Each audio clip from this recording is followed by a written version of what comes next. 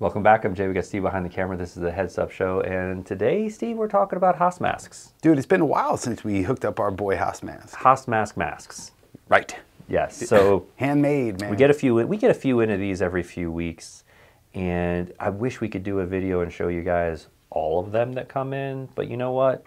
They got to go out the door and go to people and all that. So we wanted to pull these out because these ones are kind of unique that we haven't seen too much before, and it just kind of goes to show what he can do. And they're not, Steve, they're not made from scratch by hand. Basically, True. He's taking existing face masks, altered. He takes the design that he, takes them from point A to point B. So he's cutting some bars off and then welding new bars on there in different patterns and shapes. And you really got to know what you're doing. So what we have here is two different Batman masks, where he's basically taken the Batman logo, welded it onto the front, and he's done some interesting things at the top here. So this guy here is going to be for either an F7 or a Vengeance. I can't tell exactly which one because I'm not sure how much of this work is what he did on this mask, but it's got a nice curvature up at the top, so I think it looks pretty cool. And this other guy over here, it's kind of cool because they've basically taken the brow bars up at the top and turned them into little like bat ears. Now that I love.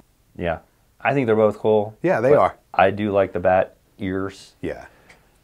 I'd be interested to see what this is going to look like on the final helmet. Yeah. Because that'll be cool as well. So then we got these other guys here. So this red one, Steve. I actually reached out to him and I asked him, hey, did you make this for yourself? And he said, no, it's for a client. It works. Talk about closed eye. It basically, yeah, it's basically taking closed eye to the extreme. And this appears to be a SF2BD that has been then, all these bars have just been kind of added onto it. I don't know if really much has been cut off. I know the secondary bar up here at the top was cut off, but outside of that. But dude, it feels, it's nice and balanced, and it's not nearly as heavy as it looks. No, yeah. None of these actually are all that heavy. This guy, let's see. That one's got some weight, yeah. This guy here, Steve. Yeah. That's serious. It's kind of a cross between like a Bane and a Suicide Squad. It is. It's got the cross stitching on the sides. It's got that Bane. I like how it's kind of a bulldog look, but not.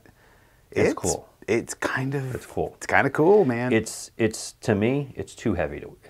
It would take the helmet out of balance. I mean, out of all the ones that he's done, sometimes they're what I would consider to be a little over the top, but hey man, he's just doing what people order. Yeah, and these are really for collectibles, for when you're done with your high school career, your college career, or whatever career it is that you're done with, you want to get your helmet looking nice and cool to sit on the shelf, and it's kind of, it's afterlife, forever home.